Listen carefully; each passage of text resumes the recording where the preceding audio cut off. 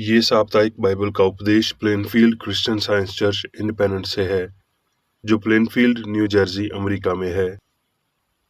अधिक जानकारी के लिए कृपया हमारी वेबसाइट पर जाएं www.plainfieldcs.com। आपके ध्यान के लिए ये पाठ रविवार 31 जुलाई 2022 के लिए है। विषय: प्रेम। स्वर्णपथ, भजन संहिता।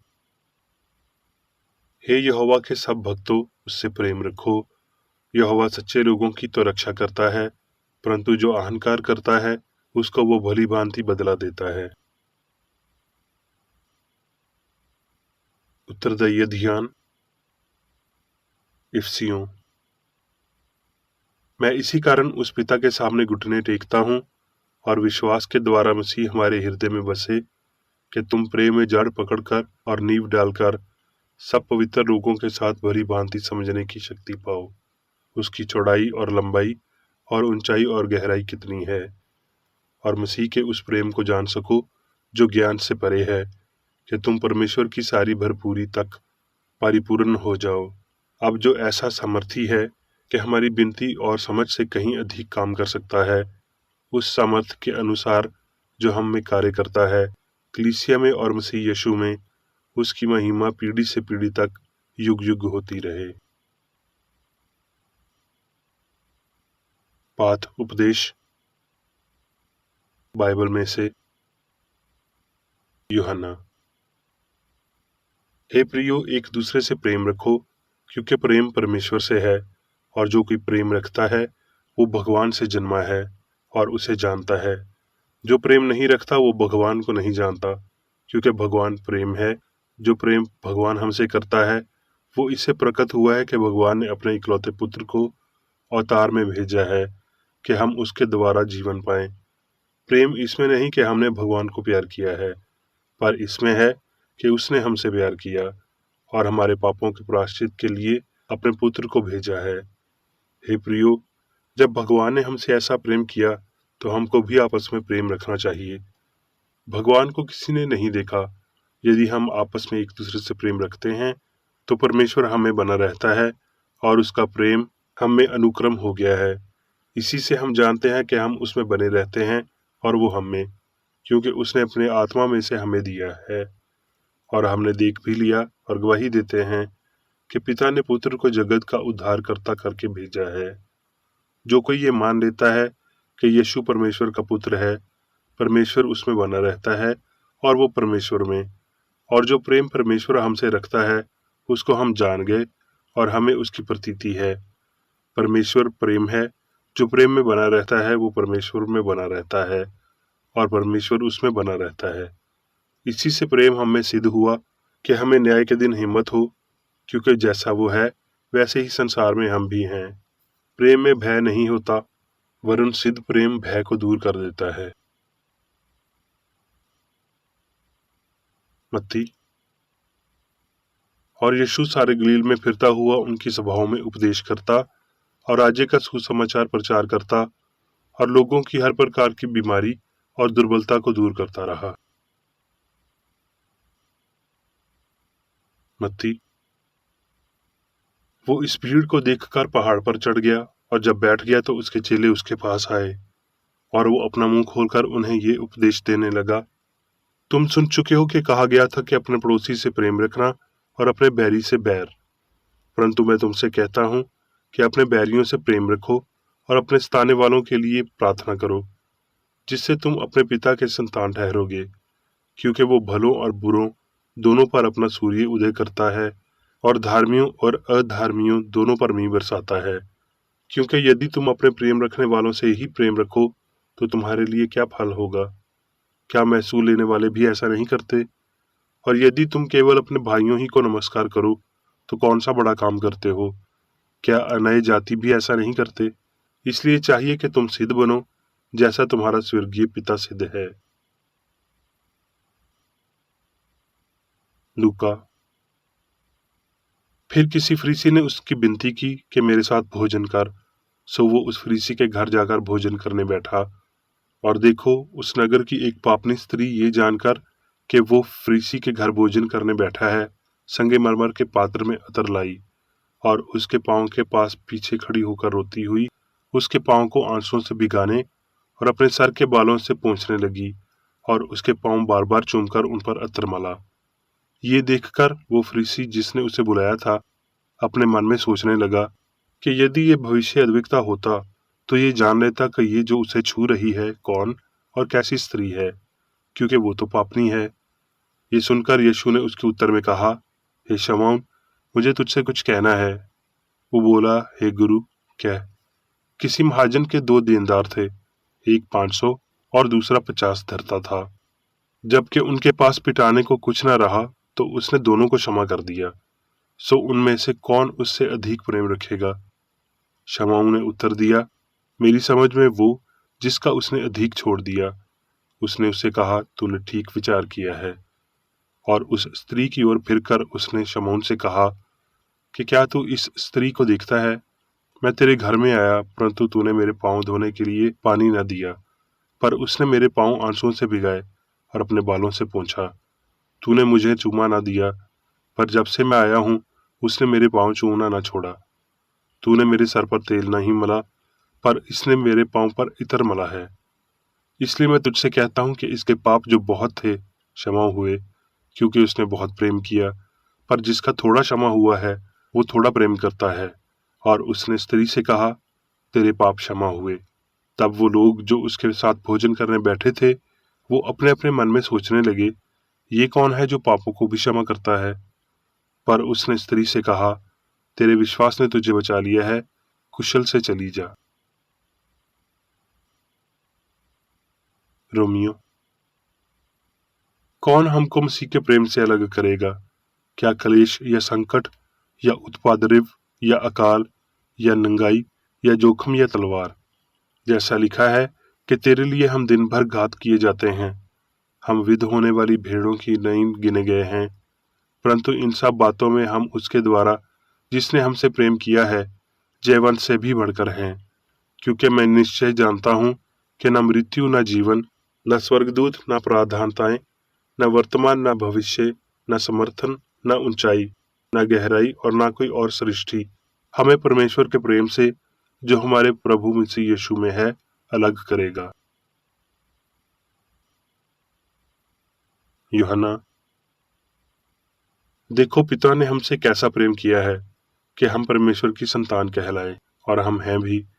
इस कारण संसार हमें नहीं जानता, क्योंकि उसने उसे भी नहीं जाना। हे प्रियो, अभी हम परमेश्वर की संतान हैं और अब तक ये प्रगट नहीं हुआ कि हम क्या कुछ होंगे, क्योंकि उसको वैसा ही देखेंगे जैसा वो है। और जो कोई उस पर ये आशा रखता है वो अपने आप को वैसा ही पवित्र करता है जैसा वो पवित्र है।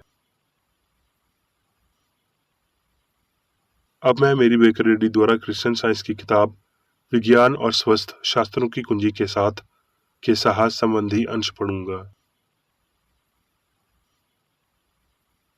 विज्ञान और स्वस्थ। दिव्य प्रेम जिसने सांप को हानि रहित बना दिया, जिसने पुरुषों को उबलते हुए तेल से, ज्वलंत भट्टी से, शेर के पंजे से बचाया, हर उम्र में बीमारी और पाप और विजय से मृत्यु तक पहुंचाया। उसने नायाब शक्ति और प्रेम के साथ यीशु के प्रदर्शनों को ताज पहनाया, लेकिन भविष्य अद्विकताओं और प्रेरितों के प्राचीन प्रदर्शनों की पुष्टि करने और उन्हें दोहराने के लिए उसे मन जो मसीह यीशु में था हमेशा विज्ञान के पत्र के साथ होना चाहिए। ईश्वर दिव्य तत्व मीमांसा का सिद्धांत है। जैसा कि एक ईश्वर है, लेकिन सभी विज्ञानों का एक ईश्वरीय सिद्धांत हो सकता है, और इस ईश्वरीय सिद्धांत के प्रदर्शन के निश्चित नियम होना चाहिए। विज्ञान का पत्र बहुतायत से आज मन आवता तक पहुंचता है, लेकिन इसकी भावना केवल छोटी डिग्री में आती है। क्रिश्चियन साइंस का महत्वपूर्ण हिस्सा हृदय और आत्मा प्रेम है। ईश्वर को एक शारीरिक उद्धारकर्ता के रूप में व्याख्या करने के लिए आना चाहिए, लेकिन ईश्वरीय सिद्धांत या प्रेम के रूप में नहीं।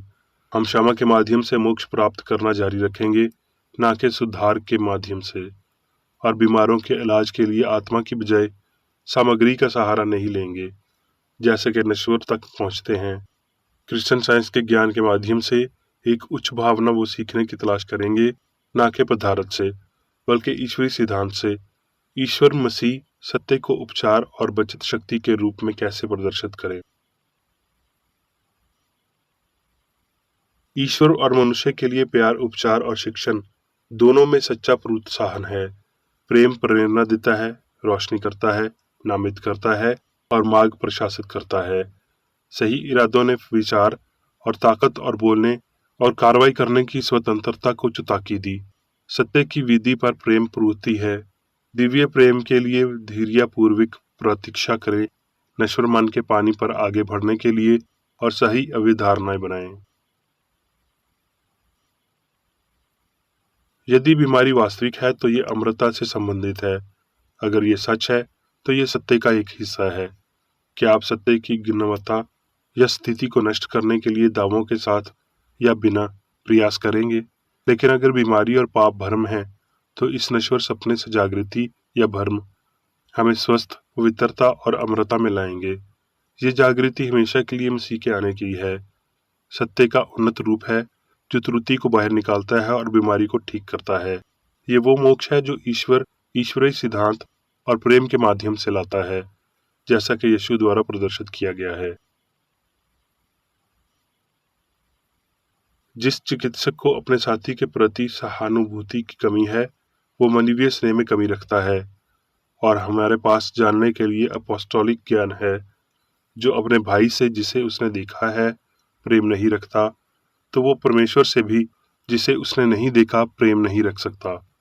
इस आध्यात्मिक स्नेह के ना होने पर चिकित्सक को दिव्य मन में विश्वास की कमी है और असीम प्रेम की मान्यता नहीं है, जो अकेले ही चिकित्सा शक्ति प्रदान करता है। हमें विचार में आदर्श मॉडल बनना चाहिए और उन्हें लगातार देखना चाहिए, या हम इन्हें भव्य और महान जीवन में कभी नहीं चुनेंगे। यदि हम मसीह सत्य का पालन करना चाहते हैं तो ये भगवान की नियुक्ति के रास्ते में होना चाहिए। यीशु ने कहा, जो मुझ पर विश्वास रखता है ये काम जो मैं करता हूँ वो भी करेगा। वो जो स्रोत तक पहुंच जाएगा और हर बीमार के लिए दिव्य उपाय ढूंढेगा। उसे किसी नए सड़क से विज्ञान की पहाड़ी पर चढ़ने की कोशिश नहीं करनी चाहिए।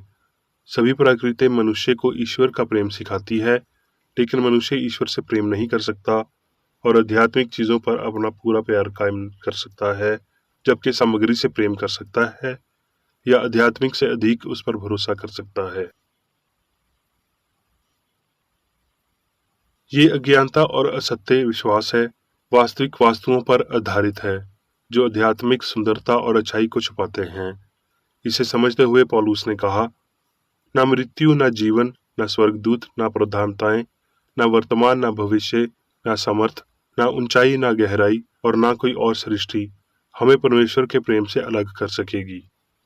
ये क्रिश्चियन साइंस का सिद्धांत है। उस दिव्य प्रेम को उसकी अभिव्यक्ति या वास्तव से वंचित नहीं किया जा सकता। कि आनंद दुख में नहीं बदल सकता, क्योंकि दुख आनंद का स्वामी नहीं है। कि अच्छाई कभी बुराई पैदा नहीं कर सकती, कि पदार्थ कभी भी मन उत्पन्न नहीं कर सकता है, और न ही जीवन का परिणाम मृत्यु है। पूर्ण पुरुष भगवान द्वारा शासित उसका सिद्ध सिद्धांत पाप रहित और शाश्वत है। ईश्वर में हमारी हर आस्था का परीक्षण हमें मजबूत बनाता है। आत्मा को जीतने के लिए भावतिक स्थिति जितनी कठिन लगती है, उतना ही मजबूत हमारे विश्वास को और हमारे प्रेम को शुद्ध करना चाहिए। प्रेरित यूहन्ना कहता है, प्रेम में भय नहीं होता, वरन सिद्ध प्रेम भय को दूर कर देता है। जो भय करता है वो प्रेम में सिद्ध नहीं हुआ। यहाँ क्रिश्चियन साइंस की एक निश्चित और प्रेरित घोषणा है।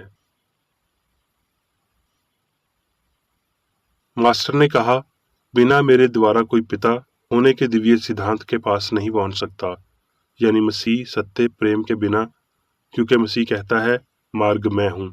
इस मूल्य पुरुष यीशु द्वारा पहले से लेकर आखिर तक शारीरिक कार्य को अलग रखा गया था।